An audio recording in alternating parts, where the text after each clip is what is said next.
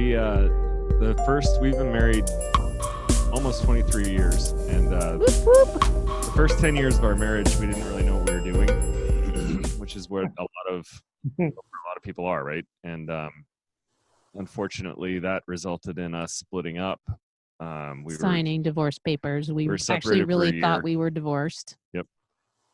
But we ended up, in a nutshell, we kind of pulled the nose up at the very last second, called the lawyer and said, "Did you ever file those papers?" And he's like, "Oh, geez, I forgot." So it worked out. And then the second half of our marriage has been much more exploratory, a lot more focused on work, on the relationship and in the relationship, and how can we make it even better and even better than that and better than that. And then learning how we got where we were. And it kind of culminated in us writing the book, in that here's all the cool shit we learned along the way. We know that we're far from perfect. Like, we still have a lot more to learn. And I think if every couple kind of approaches their relationship that way and really gets excited about being students of their relationship, that it's a great place to be. Yeah. Know that there's no perfect relationship out there, that we're all just trying our best. You know, Lance and I really struggled once we had kids. That was our big turning point. And, you know, clearly you all know, most of us are family on this call, but we adore our daughters. But, you know, for somebody that was a workaholic and then, you know, added a marriage and then added the children, life just kept crumbling, and it just kept getting harder and harder. And you know, we were at same story too. You know, it's like finding Lance an apartment and separating. And I love how you said that, you know, pulling the nose up right at the end. And, you know, Lance was just speaking to a men's group recently and said that, you know, they were like, what was the turning point? And it really was just that last effort of, you know, if we're going to do this, we need to do it, and we need to do it differently.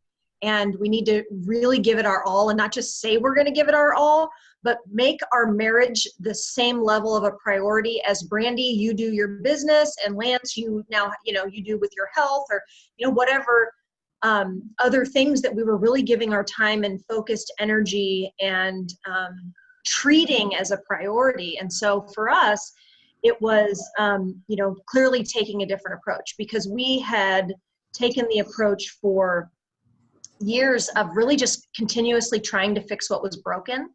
And a lot of the finger pointing and, you know, I want this and you're not doing that. And it was this like constant like cycle of up and down and up and down. And so when we decided to try something different, we truly took the perspective of designing our relationship and growing together in that.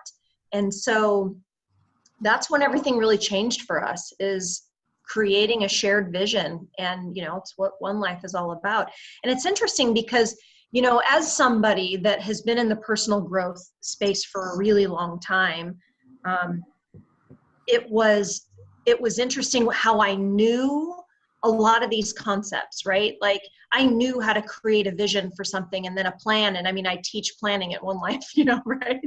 So it was funny how I struggled so much in this area. And I think a lot of us do, because of the emotional tension in a relationship, where there are simple measurables in our health. There are simple measurables in our business. And as much as there can be emotional tension in business for sure, it's not the same as like human to human working through all of your, you know, BS to try and grow together and create an awesome life.